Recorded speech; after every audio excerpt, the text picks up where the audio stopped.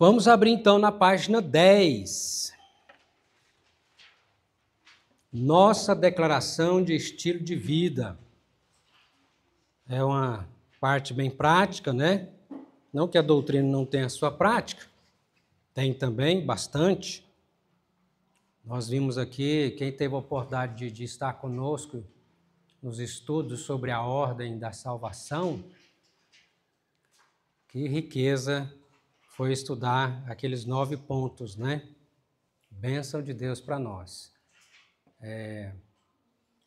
Página de número 10.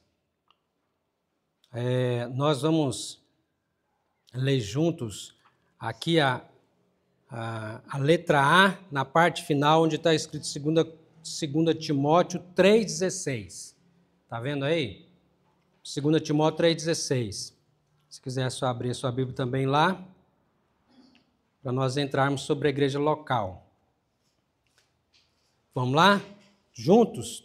Toda a Escritura é inspirada por Deus e útil para o ensino, para a repreensão, para a correção, para a educação na justiça. Amém. Oremos? Deus querido, Deus maravilhoso, obrigado, Pai querido, por estarmos aqui na Escola Bíblica Dominical. E como alunos, nós queremos aprender. O Senhor é o nosso mestre. Nós somos os alunos e queremos, ó Deus, que o Senhor nos dê a graça de estar crescendo cada dia mais no conhecimento e na prática da Tua palavra. Abençoa-nos, ó Deus, nós te pedimos em nome de Jesus. Amém. Quem lembra da frase, né, pequenina, com a pergunta de interrogação que nós fizemos em dois estudos da Escola Bíblica Dominical? Quem falou? Isso, o que a Bíblia diz? Então, tudo na sua vida, você deve pensar, colocar em prática essa pergunta. O que a Bíblia diz? Tem alguma decisão a tomar? Tem alguma questão? O que a Bíblia diz? Tá certo? Não esqueça disso, né? Vamos aqui à letra B agora, sobre a igreja local, na página 10. Diz assim: cremos que a igreja é a comunidade dos santos. Põe um acentinho aí no né? É a comunidade dos santos, dos fiéis, e que Cristo é o cabeça da igreja. Amém? Vocês creem nisso? Portanto, a Igreja Presbiteriana de Pontalina, como comunidade local, é parte integrante desta igreja. Tem seu governo próprio e faz parte de uma federação de igrejas que constitui a Igreja Presbiteriana do Brasil. Como membros de uma igreja local, temos responsabilidades e privilégios. Então, nós fazemos parte de um corpo maior, que é a Igreja do Senhor em toda a face da terra, né? Com várias denominações. A Igreja Presbiteriana é mais uma denominação. Mas na cidade de Pontalina tem quantas igrejas? Vocês têm ideia? Quantas igrejas nós temos aqui? Acho que mais de 20, né? Então, nós fazemos parte desse corpo. Não é só a nossa igreja que é o corpo de Cristo, graças a Deus, outras igrejas que reúnem um corpo só, e não só na cidade de Pontalina, mas no mundo inteiro, o corpo de Jesus Cristo, chamada Igreja de Jesus em toda a face da terra, né? E agora, pensando na nossa igreja, na nossa identidade, por isso você precisa ler, né, o que você perdeu aí, vai lendo para você saber qual que é a sua identidade como presbiteriano, porque há uma diferença entre presbiteriano, assembleano, batista e as outras igrejas. Então, para você não confundir, então leia, e naquilo que você tiver dúvida, vai perguntando também ao seu pastor, ao seu presbítero, para que você fique entendido, né? E nós fazemos parte, então, de uma federação. Ontem mesmo nós estávamos na reunião do presbitério, e o nosso presbitério tem 8 igrejas? não, acho que 7, né? Porque a capela era igreja, agora voltou à congregação. Então, 7 igrejas, né? Que nós fazemos parte do nosso presbitério, né? O que é o presbitério? É a reunião dessas igrejas. Em Goiânia, por exemplo, na Grande Goiânia, juntamente com os interiores, nós temos pelo menos, acho que 6 ou 7 presbitérios, acho que é 6 presbitérios. E aí, nós temos então, no nosso presbitério, quem sabe quais são as igrejas do nosso presbitério? Pontalina, Cromínia, Congregação de Edéia, Cidade Livre, lá em Aparecida de Goiânia, Parque Real, Primeira Igreja Balneário Meia Ponte, Parque Real, é Aparecida também? Aparecida também, Parque Real, né? Tem a capela, tem a congregação também em Trindade, né? Está plantando lá. Tem o trabalho que o pastor Lázaro, que já esteve pregando aqui na conferência missionária, faz com os ciganos, então ele trabalha especificamente hoje com os ciganos lá em Trindade. E tem um trabalho de plantação também de uma nova igreja no centro lá de Trindade, com o pastor Eliel, né? Também tem o trabalho de plantação de igreja lá em Santo Antônio, que é a congregação de Balneário Meia Ponte, né? O pastor Domingos está lá, plantando uma igreja lá. E a primeira igreja também ajuda outras igrejas, outras congregações, Boa Vista, em Goiânia, que faz parte de outro presbitério, também acho que uns 5 trabalhos no Nordeste. Então, esse é o nosso presbitério, né? Da qual nós fazemos parte. E aí, depois do presbitério, vem o sínodo, que é a reunião dos presbitérios. Pega esses 6 presbitérios, então, de Goiânia, se forma, então, o sínodo, né? Que aí pega mais igrejas. O presbitério reúne ordinariamente pelo menos uma vez por ano. O sínodo ordinariamente 2 vezes ao ano. Uma vez a cada 2 anos, né?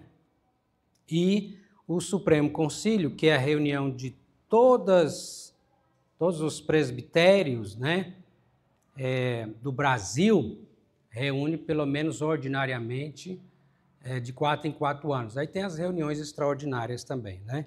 Quem sabe quem é o nosso presidente do Supremo Concílio hoje? Roberto Brasileiro, né? Pastor lá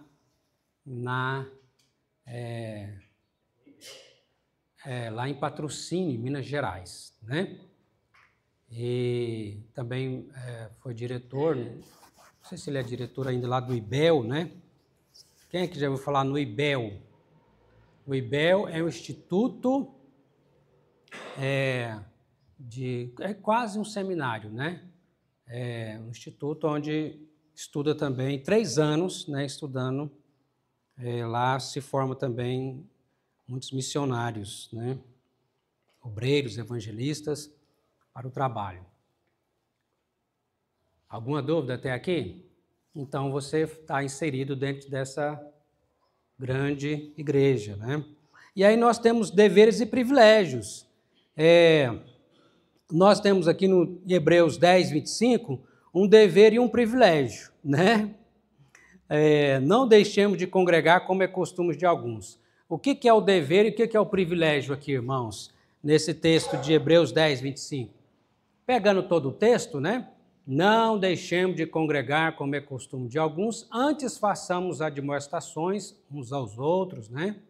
Exortemos uns aos outros, quanto mais vede que o dia, e lá dia está em letra maiúscula, quanto mais vede que o dia se aproxima. Que dia é esse? O dia da volta de Jesus. Qual que é o privilégio?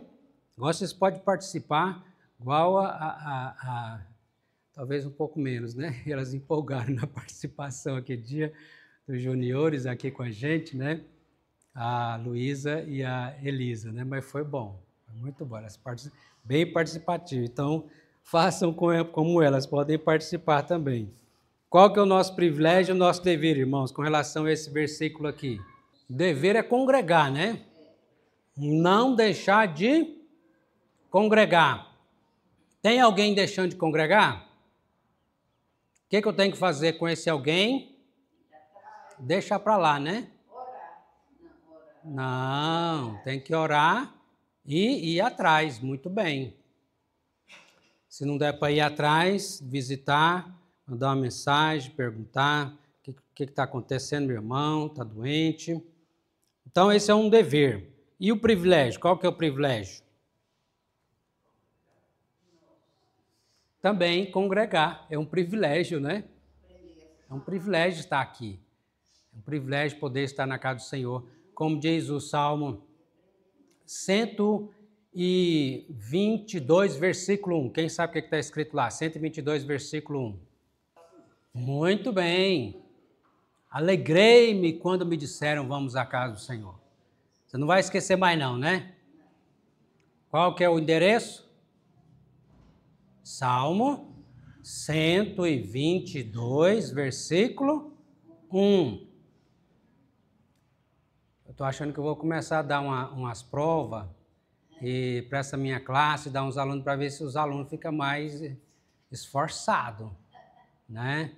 Quem não trazer o caderno, trazer...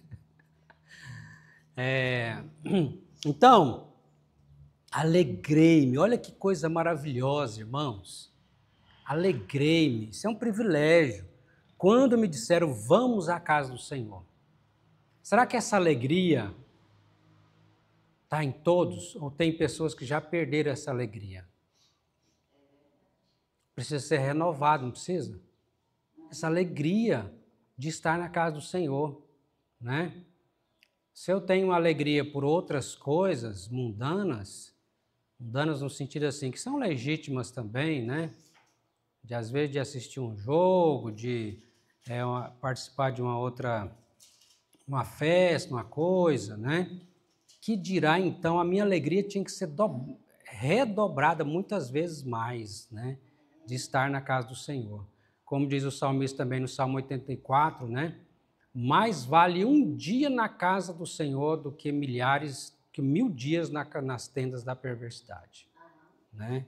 Então, nós temos aqui esse dever e esse privilégio. Amém?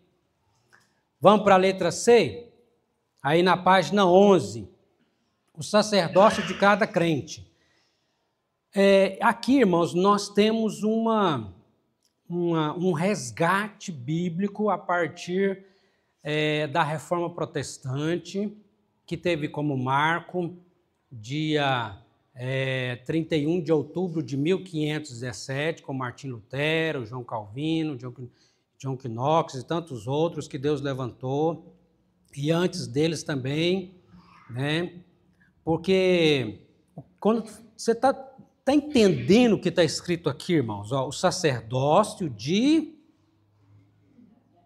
cada crente, isso significa que você também é um sacerdote. Amém? Não é só o pastor, não é só o padre, você é um sacerdote.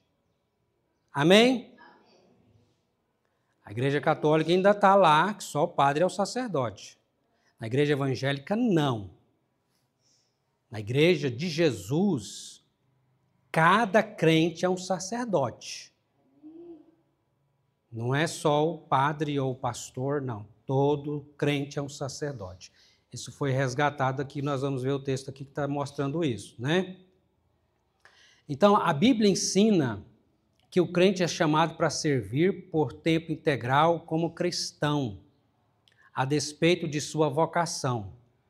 Praticamos a verdade de que cada crente é um ministro e os encorajamos a encontrar um lugar de serviço e ministério. Todos têm dons e ministério. Todos os crentes têm acesso direto a Deus através da oração e leitura bíblica. E o texto, vamos ler juntos aí? 1 Pedro 2,9, vamos lá? Vós, porém, sois raça eleita, sacerdócio real, nação santa, povo de propriedade exclusiva de Deus, a fim de proclamar as virtudes daquele que nos chamou das trevas para a sua maravilhosa luz. Então, Pedro escrevendo à igreja diz, todos somos sacerdócio real, toda a igreja. E Apocalipse 1,6, vamos juntos? E nos constituiu reino, sacerdotes para o seu Deus e Pai, a ele a glória e o domínio pelos séculos dos séculos. Amém. Então nós temos aqui também um dever e um privilégio, né? O privilégio de ser um sacerdote e o dever também do sacerdote, né? Então, mas pastor, no Antigo Testamento, lá o sacerdote era só da família de Arão, da tribo de Levi. Mudou? Mudou. Tem igrejas que estão lá no Antigo Testamento ainda. Nós não estamos lá na lei de Moisés do Antigo Testamento com relação ao sacerdócio.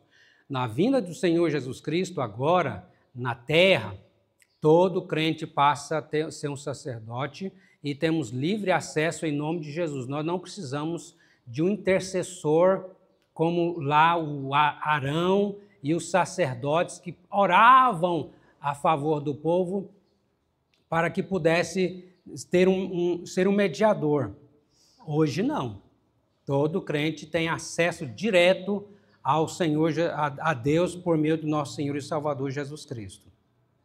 E agora, pastor, então quer dizer que a lei de Moisés não precisa mais de ser cumprida? Sim, sim e não. Porque na lei de Moisés nós temos três leis, né? Nós temos a lei civil, que se cumpria lá com relação às coisas do povo de Israel, né?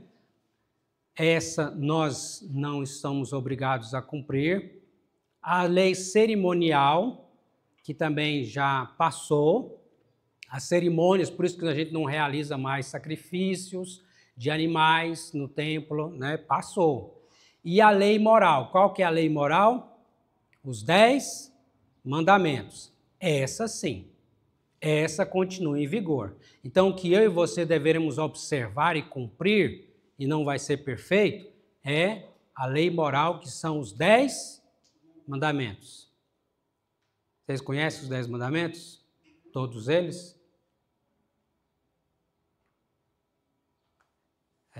Vamos tentar lembrar? Qual que é o primeiro mandamento? Esse é o resumo, né? Primeiro mandamento, não terás outros deuses diante de mim, né? Adorarás só a Deus. Segundo mandamento, não farás para ti imagem de escultura, nem as adorarás. Terceiro mandamento, não tomarás o nome do Senhor teu Deus em vão, porque o Senhor não terá por inocente que ele tomar o seu nome em vão. Quarto mandamento,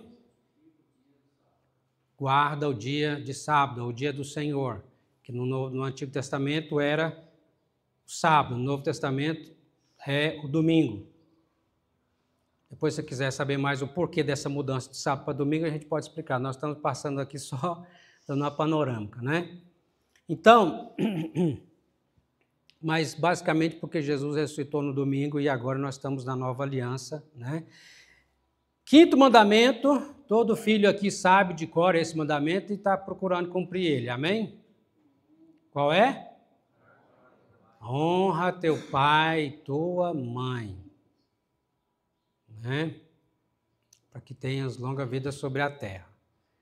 E sexto mandamento, não matarás. Sétimo, não adulterarás.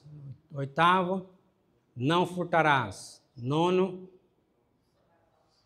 não dirás falso testemunho contra o teu próximo. E décimo, não cobiçará nada, não cobiçarás nada do teu próximo. Tranquilo, né? Todo mundo está guardando perfeitamente os 10 mandamentos, ou tem alguém aqui que está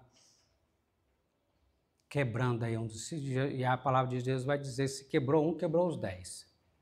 Então nós estamos enrolados, né? Porque se a gente não consegue guardar os 10 mandamentos, por que Deus nos deu os 10 mandamentos? 2 motivos, pelo menos. Primeiro, para que eu e você reconheçam que somos pecadores. Segundo, para corrermos para Cristo, confessando Ele como nosso Senhor e Salvador, porque Ele sim cumpriu perfeitamente os 10 mandamentos no nosso lugar e sofre ainda o castigo que os 10 mandamentos diz para aquele que não cumpre, né? Não cumprir a lei deveria morrer. O salário do pecado é a morte. E Cristo, então, sofre a penalidade que eu e você deveria sofrer. Então, eu reconheço que sou um pecador e reconheço que preciso do Salvador. E aí é claro que o cristão ele vai procurar observar os 10 mandamentos, não simplesmente na letra, mas no espírito da lei também. Porque não é só literalmente, né? Matar, pá, matou. Aí não cumpriu os 10 mandamentos, o mandamento não matarás. Não é só aí. Se você tiver ódio, mágoa, rancor, no seu coração tiver desejo que o outro morra, já está quebrando também o mandamento. É o que Jesus ensina, né? E aí Jesus resume os 10 em 2. Quais são?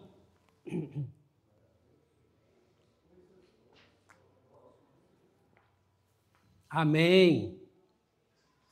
Amar a Deus sobre todas as coisas, que é os primeiros 4 mandamentos, e os outros 6, amar o próximo a si mesmo, né? Relacionado aos 6 últimos mandamentos, né? Então, agora como sacerdote de Deus, cada crente um sacerdote, nós temos esse privilégio de termos livre acesso por meio de Jesus Cristo à presença do Pai. Não precisamos de um sacerdote humano. Jesus é o nosso sumo sacerdote. E até o sacerdote do Antigo Testamento, ele também precisava e precisa, é claro, de Jesus, porque o sacerdote humano é pecador, né? Mas qual que é o dever, qual que é a vocação, qual que é a missão do sacerdote de cada sacerdócio, né? Cada crente. Se cada crente é um sacerdote, qual é a missão de cada crente, de cada sacerdote? Tá? Um desses banners aqui na igreja. Vamos tentar achar onde é que está esse negócio então. Onde é que está escrito aí a missão do sacerdote? Achou? 1 Pedro 2, 5 e 9. Todo verdadeiro cristão é um sacerdote de Deus. Está vendo lá? Naquele banner. Qual que é a missão do sacerdote? Orar e evangelizar. É o que fazia a oração e a evangelização, o que fazia também o sacerdote no Antigo Testamento. Ele orava a Deus e ensinava o povo, evangelizava o povo, como o povo poderia chegar a Deus através do sacrifício do cordeiro ou de um animal, né? Então, através de um representante. Então, nós hoje fazemos o que como sacerdote? Nós temos que buscar ao Senhor, nós temos essa liberdade, livre acesso à presença de Deus por meio de Jesus, a oração. A oração, irmãos, é algo maravilhoso e precioso que Deus nos deu. Por isso esse lugar aqui é chamado de o quê? Casa de oração. Jesus quer que a gente ore ou não? Com certeza. Você pode, aliás, a Bíblia fala orar sem cessar, né? Aonde você, na sua casa, no seu trabalho, na rua, aonde você estiver, e na igreja, ou no templo, ou na casa de oração, os momentos reservados que nós temos para a oração. Nós precisamos ter isso em mente e aproveitar, valorizar. à oração, nos dedicar mais tempo à oração. Nós vivemos hoje uma geração, infelizmente, que não ora, ou que ora muito pouco, inclusive na vida dos próprios pastores e líderes. E nós precisamos voltar a orar. A sua missão sacerdotal é orar. É orar. Pastor, mas eu não dou conta de ficar mais do que 5 minutos em oração. Então você precisa de dobrar essa carne. Dobrar. A carne está vencendo. Dobra ela. Faz ela morrer. E pede a Deus, Deus, me ensina a orar. Eu quero aprender a orar. Vai orando a Bíblia. Vai colocando a oração do Pai Nosso na prática, né? Lembrando ali os princípios da oração do Pai Nosso, os salmos, e vai dobrando essa carne, essa preguiça, para que você aprenda a orar, desenvolva a orar. A gente aprende a orar, só tem uma maneira de aprender a orar, irmãos. Como? Orando. E usando a Bíblia para orar, né? O problema das nossas orações ser tão curtinhas é porque a gente fica só no nosso cabecinha aqui, esquecemos da palavra. Se você usar a palavra, você tem 66 livros para você orar. Tem assunto ou não tem? Muito, mas muito. Porque você vai estar conversando com Deus e Deus falando com você na palavra. Amém?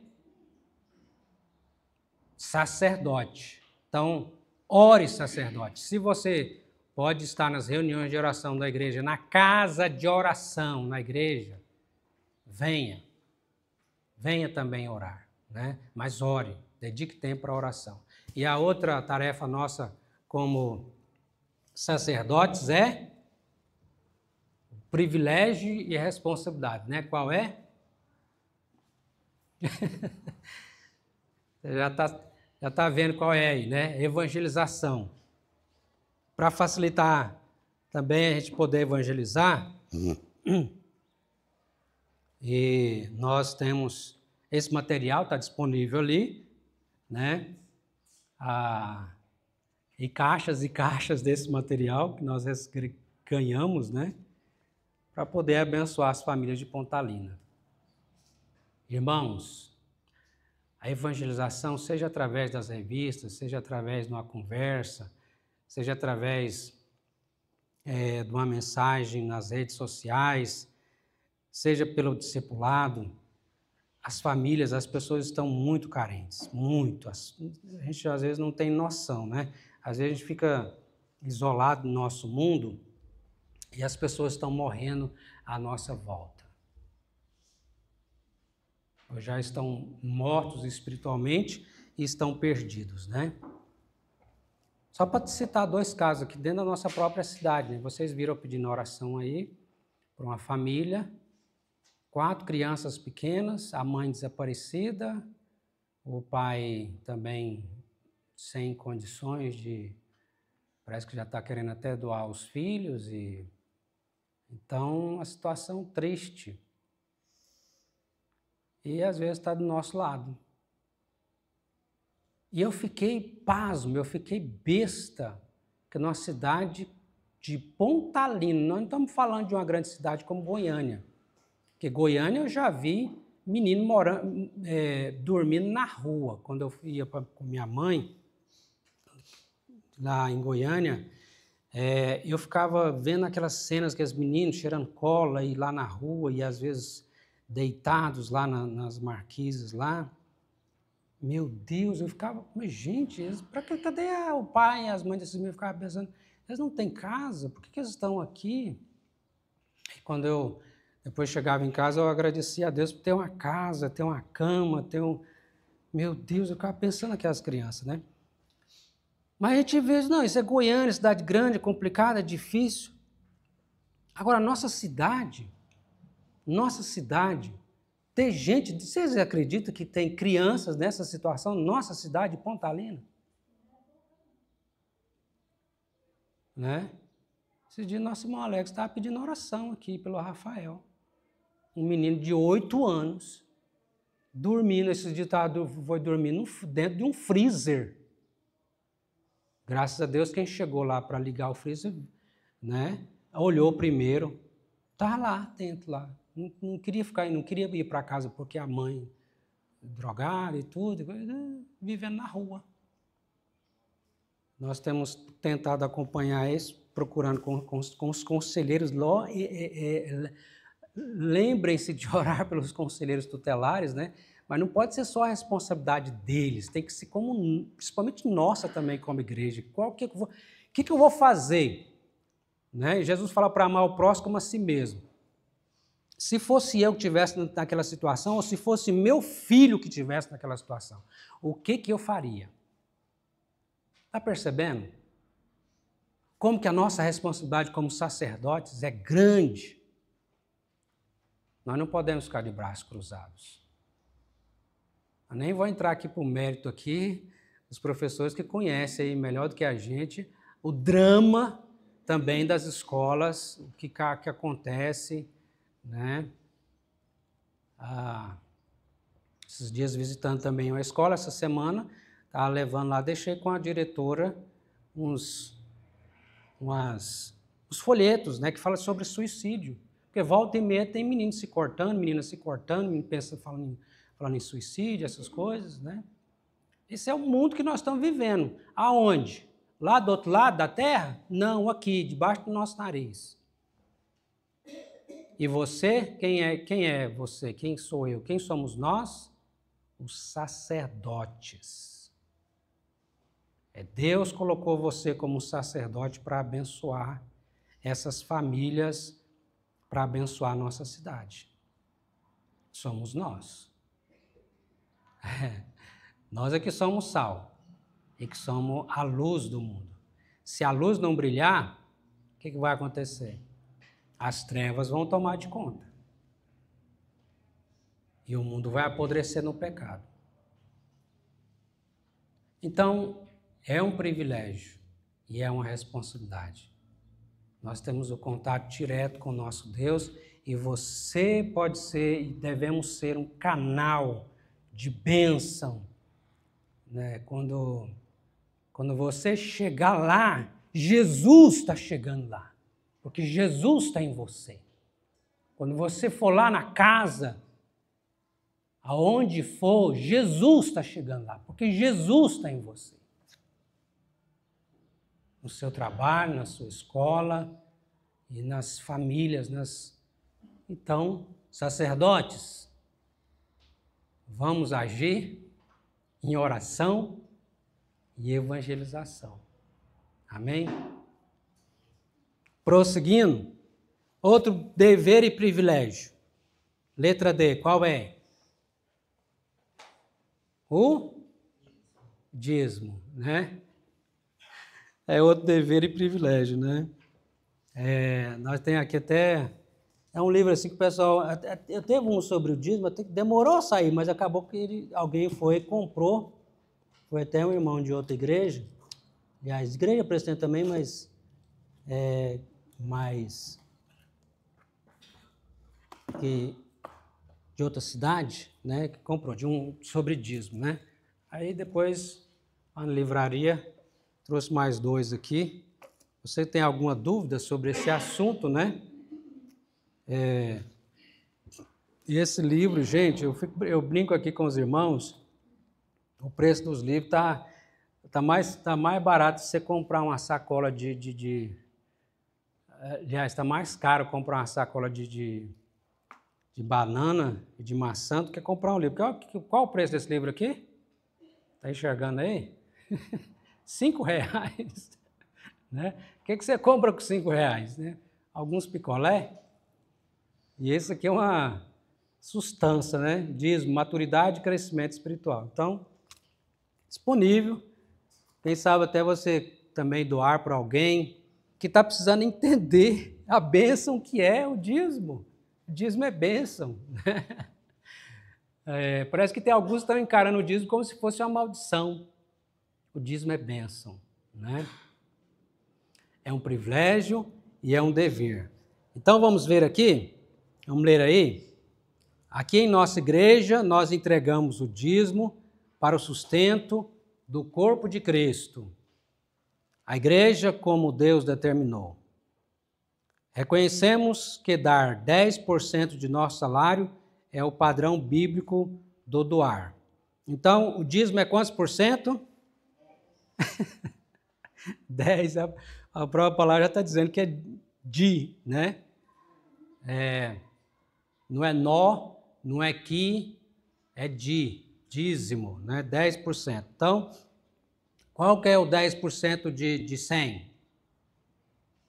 100 reais. 10 reais. De 1.000 reais, 100 reais. Então, não é muito difícil fazer essa conta não, né? Pastor, mas eu posso dar mais do que isso? Pode. Mas menos do que isso é dízimo? Menos de 10% é dízimo? Não, não é dízimo. É oferta, né? Aí já é oferta. Então, o bom é quando você dá seus 10% e você quer participar da obra missionária, que você tem gratidão, porque você foi abençoado também pela obra missionária, né? Aí você dá uma oferta missionária também, além do seu dízimo, né? Para abençoar. Então, a obra missionária. Ou outra oferta, né, sobre uma oferta alçada, né, quando a gente tem, às vezes, reforma, construção, né? Então, mas o dízimo é separado disso, né? Amém, irmãos? Estão entendendo? Então, é bênção de Deus para nós, né? Mas, pastor, eu posso administrar o meu dízimo? Dá para mim, eu queria dar uma cesta, será que eu não posso pegar o dinheiro do dízimo para mim fazer isso? O que vocês acham? O que diz o texto? Trazei, né? Diz aí, vamos ler os dois textos aí. Levítico 27, 30. Vamos primeiro ler junto, Levítico 27, 30. Também todas as dízimas da terra, tanto dos cereais do campo, como dos frutos das árvores, são do Senhor, santas são ao Senhor. Então é do Senhor, eu não vou administrar. Quem administra, eu levo para aqueles que vão administrar, porque é do Senhor, né? Agora vamos junto, Malaquias 3,10. Trazei todos os dízimos à casa do tesouro, para que haja mantimento na minha casa, e provai-me nisto, diz o Senhor dos Exércitos, que se não vos abrir as janelas do céu e não derramar bênção sobre vós, bênção sem medida. Então Deus diz, faça prova, que eu vou te abençoar, né? Não, pastor, mas esses dois textos que você leu aqui, tem também no Novo Testamento, viu? Jesus falando do dízimo, né? E Hebreus também. Mas alguém pode dizer, não, mas esses dois textos aqui estão falando lá do Velho Testamento. O dízimo é para a Antiga Aliança, é lá no Velho Testamento. Agora, na Nova Aliança, não tem mais, não precisa mais de dar o dízimo. Então, sugestão, pega todos os textos do Velho Testamento e tira da sua Bíblia. Você vai ficar só com o Novo Testamento, porque no Velho Testamento não é Bíblia. Você vai fazer isso? Não, né? Eu não vou tirar o Gênesis, não vou tirar os Salmos. A gente gosta, a gente não pode separar, não, esse texto aqui eu gosto, né? Esse aqui é Bíblia. Não, mas esse outro texto aqui, não gostei, não. Não tem como fazer isso, né? Tudo é palavra de Deus, seja no Antigo, seja no Velho Testamento, e deve ser interpretado corretamente. É claro que, como eu acabei de mostrar aqui, tem leis que não se cumpre mais, porque já passou, era para aquele, na época do povo de Israel, com relação às leis cerimoniais. Aí, interpretação, a Bíblia interpreta a si mesmo. Mas você vai perceber que, tanto no Antigo como no Novo Testamento, está falando da questão dos dízimos, das ofertas, está cheio, né? Então, o problema, né, nosso como em não dar o dízimo, vai do nosso coração mesmo, né, irmãos? É o nosso coração, é a nossa avareza, o nosso amor ao dinheiro, é o nosso egoísmo, é a nossa falta de gratidão. Esse é o problema. Porque se a gente não tiver egoísmo, não tiver avareza, que a gente tem que lutar contra isso, né? Porque somos pecadores, e tivermos gratidão, meu querido, aí a gente tem prazer tem prazer, né? Em exercitar isso que é um dever e é um privilégio. E aí, os outros 90%, ou tanto quantos por cento ficar com você vai administrar agora de qualquer maneira? Ah, não, eu já dei meu dízimo, agora os 90 agora eu vou pintar e bordar com eles, fazer o que eu quero. Claro que não, né?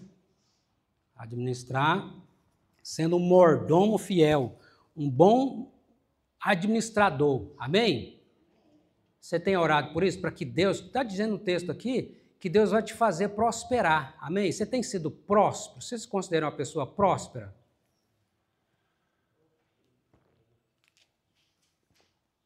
Não significa que todo mundo tem que ser rico, não. O próspero, aliás, às vezes uma pessoa pode ser rica e não ser próspero, né? Porque é um péssimo administrador e não sabe também, às vezes, ter gratidão a Deus. Então, mas ser próspero é você ver a bênção de Deus, como a própria palavra está dizendo, provai-me nisso, diz o Senhor, eu vou abrir as janelas do céu e te abençoar. Né? Tem alguns irmãos até assim mais duros, né? Que falam assim, ó, quem não dá o dízimo a Deus, ele vai dar ao diabo, né? Ao capeta. Às vezes é um vício, às vezes é uma enfermidade, às vezes é um problema, então acaba indo. O devorador acaba comendo. Lá o gafanhoto estava comendo lá, né? Do Israel, do povo de Israel, né? Pastor? Sim. Certa vez eu cheguei na fazenda, né? E eu cheguei, tinha uma pessoa se andando, um recém-convertido, né? A respeito do dízimo. Aham. Ele era bobo, porque estava dando 10% do salário dele, né? Aí eu fiquei me Criticando. Eu falei assim, rapaz, primeiro, ele está dando 10% porque é dele, não é porque é seu. É o salário dele. E outra coisa, Deus não deu, não foi 10% que ele tinha, não. Ele deu tudo que ele tinha. Seu único filho. Verdade. Né? Ele não doou só 10%. Jesus não deu 10%, ele deu toda a vida por nós, né? Muito boa resposta. Foi o irmão que foi orientando, combatendo lá, né? O que estava criticando? A pessoa que estava criticando o dízimo, né? Não, eu cheguei na conversa. Né? Ah, você chegou e pegou. Ele estava criticando, né? Uma pessoa criticando, e aí eu falei para ele. Foi o primeiro que ele está dando 10%, não é do seu salário. Ah, foi o senhor mesmo que falou? Foi eu que falei. Ah, muito bem. Não é do seu salário, está dando 10% porque ele ganhou. Porque é dele. Muito bem. Ele não está roubando nada de ninguém, ele está dando o que ele tem. Tá dando, não é do outro. Porque Deus não deu, não foi 10%, Deus deu o único filho que ele tinha. Foi o total por cento, foi 100%. Isso, muito bem, né? Então, e fala assim que uma das provas de conversão da pessoa, quando converte também o bolso, né?